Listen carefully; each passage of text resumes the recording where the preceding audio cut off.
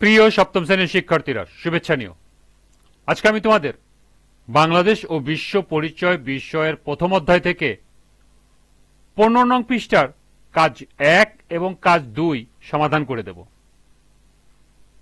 প্রথমে তোমাদের বলবো, যারা আমার চ্যানেলটি সাবস্ক্রাইব করো নাই তারা আমার চ্যানেলটি সাবস্ক্রাইব করবে এবং আমার সাথে থাকবে। তাহলে চলো আমরা ক্লাস শুরু করি।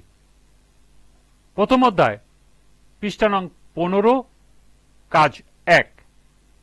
90-এর গণ অভ্যুত্থানে কিভাবে বাংলাদেশের সংসদীয় গণতন্ত্র পুনঃপ্রতিষ্ঠায় ভূমিকা রাখে, দলভিত্তিক আলোচনা করো। কাজ 2। জুলাই গণ অভ্যুত্থানে শতাধিক শিশুর হত্যাকাণ্ডে তৎকালীন সরকারের কোন দিকটি উন্মোচিত হয়, পোস্টারে প্রদর্শন করো। তো চলো এখন আমরা এই দুটি প্রশ্নের সমাধান দেখে নিই। প্রথম কাজের প্রশ্ন ছিল 90-এর গণ অভ্যুত্থানে কিভাবে বাংলাদেশের সংসদীয় গণতন্ত্র পুনঃপ্রতিষ্ঠায় ভূমিকা রাখে, দলভিত্তিক আলোচনা করো। এর সমাধান হবে, তীব্র গণ আন্দোলনের মুখে 1990 সালের 6 ডিসেম্বর জেনারেল এরশাদ পদত্যাগ করতে বাধ্য হন। ইতিহাস এই আন্দোলন 90-এর গণ অভ্যুত্থান নামে পরিচিতি লাভ করে। 90-এর গণ অভ্যুত্থান বাংলাদেশের সংসদীয় গণতন্ত্র পুনঃপ্রতিষ্ঠায় গুরুত্বপূর্ণ ভূমিকা রাখে নিম্নলিখিতভাবে। 1. স্বৈরাচারী শাসনের অবসান। 90-এর গণ অভ্যুত্থানের মাধ্যমে দীর্ঘ 9 বছর ধরে চলা জেনারেল হোসেন মোহাম্মদ এরশাদের সামরিক ও স্বৈরাচারী শাসনের অবসান ঘটে। তার পদত্যাগের মধ্য দিয়ে দেশে সামরিক শাসনের শেষ হয়। 2. গণতন্ত্র পুনরুদ্ধারের পথ সুগম হয়। ছাত্র জনতা, রাজনৈতিক দল এবং পেশাজীবীদের ঐক্যবদ্ধ আন্দোলন প্রমাণ করে যে জনগণ গণতন্ত্র ও ভোটাধিকার চায়। এতে দেশে গণতান্ত্রিক শাসন ব্যবস্থা পুনরায় প্রতিষ্ঠার পরিবেশ সৃষ্টি হয়। 3.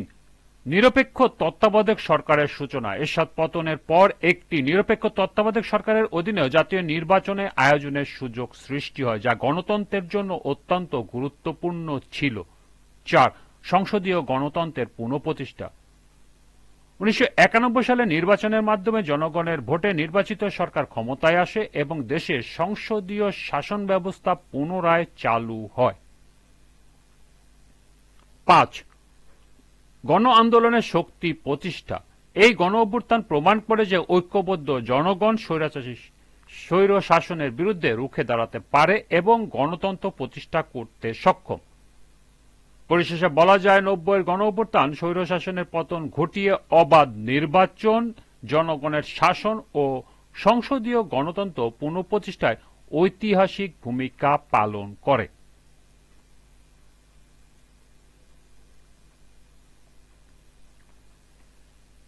দ্বিতীয় কাজের প্রশ্ন ছিল, জুলাই গণ অভ্যুত্থানের শতাধিক শিশুর হত্যাকাণ্ডে তৎকালীন সরকারের কোন দিকটি উন্মোচিত হয়, পোস্টারে প্রদর্শন করো।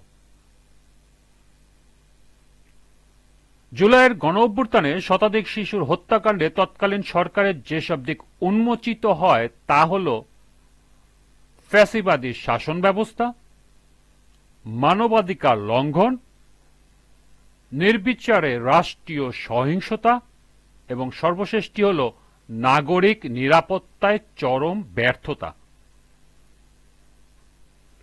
পোস্টারে নিম্নে উপস্থাপন করা হলো। আমি এখানে একটি নমুনা পোস্টার উপস্থাপন করতেছি, তোমরা তোমাদের পছন্দ অনুযায়ী পোস্টার ডিজাইন করে নিতে পারো। আমি তোমাদেরকে একটি নমুনা পোস্টারের ডিজাইন দেখাচ্ছি। জুলাই গণ অভ্যুত্থান 2024। এখানে শতাধিক শিশুর হত্যাকারে যে চিত্র, তৎকালীন সরকারের যে চিত্র তুলে ধরা হয়েছে তা হল ফ্যাসিবাদী শাসন ব্যবস্থা, মানবাধিকার লঙ্ঘন, নির্বিচার রাষ্ট্রীয় সহিংসতা, নাগরিক নিরাপত্তার চরম ব্যর্থতা। এবং এগুলো যদি তোমরা পোস্টারে উল্লেখ করতে চাও তাহলে অবশ্যই পাশে একটি ক্রস চিহ্ন দেবে, অর্থাৎ নেগেটিভ চিহ্ন দেবে, কাটা চিহ্ন।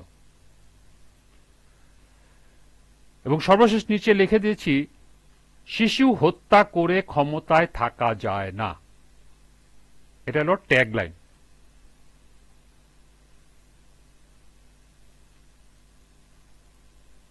তোমরা এই অনুযায়ী পোস্টার করতে পারো অথবা নিজেদের পছন্দ মতো একটি পোস্টার করে নিতে পারো।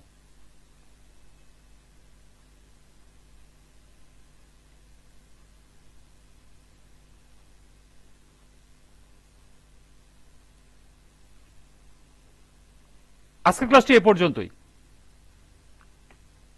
সবাইকে আবারও বলছি, যারা আমার চ্যানেলটি সাবস্ক্রাইব করো নাই তারা আমার চ্যানেলটি সাবস্ক্রাইব করবে এবং আমার সাথে থাকবে। সবাইকে পরবর্তী ক্লাস দেখার আমন্ত্রণ জানিয়ে আজকের মতো আমি এখানে বিদায় নিচ্ছি। আল্লাহ হাফেজ।